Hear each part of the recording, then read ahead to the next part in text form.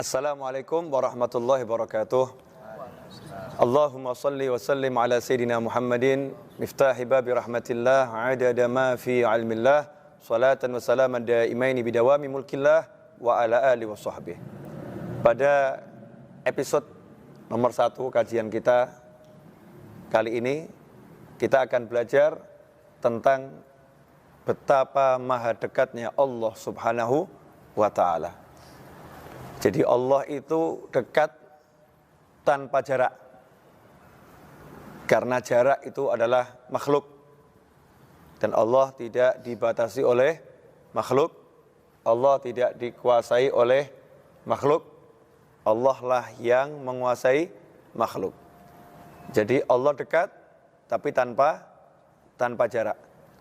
Nah, kalau udah kita punya Allah yang maha dekat, yang dekatnya itu tiada jarak, artinya sangat dekat, luar biasa, maka seharusnya setiap saat kita jangan kehilangan Allah. Setiap saat kita jangan kehilangan Allah. Allah harus selalu ada dalam benak kita, dalam pikiran kita, dalam hati kita, sehingga setiap langkah, gerak, dan diam kita tidak pernah terputus dari Allah subhanahu wa ta'ala. Karena itu orang-orang yang beriman disifatkan dalam Al-Quran, alladzina yadhkurunallaha qiyaman wa qu'udan wa ala junubihim.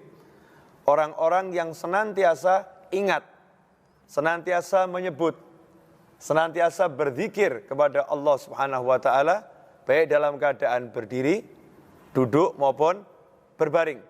Dalam segala keadaan selalu tidak pernah putus dari Allah subhanahu wa ta'ala. Makanya ini kesempatan buat kita semua, anugerah buat kita semua, hadiah buat kita semua, untuk kita betul-betul manfaatkan.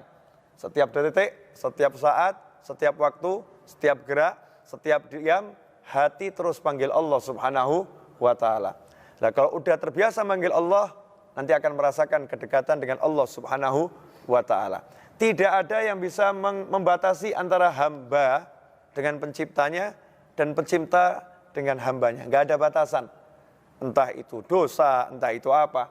Kalau kita berdosa, dosa tidak akan menghalangi kita untuk mendekat pada Allah subhanahu wa ta'ala. Kalau kita berdosa, justru saat itulah kita mendekat dengan minta ampun kepada Allah subhanahu wa ta'ala. Kalau kita taat, kita mendekat dengan minta diterima ketaatan kita kepada Allah subhanahu wa ta'ala. Kalau kita lemah, kita minta sama Allah ta'ala agar diberi kekuatan dari kekuatan yang Allah berikan kepada hamba-hambanya.